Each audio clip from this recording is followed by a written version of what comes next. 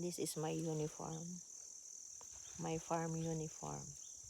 Farming. Pagka nang hingi ng gulay, sabi mo, asan ka? Nung nagdidilig ako, sabi mo, may. Nasa kulungan.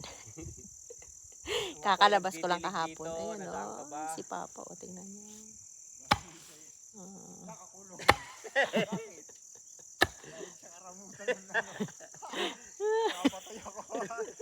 Atay, mamuha ka na.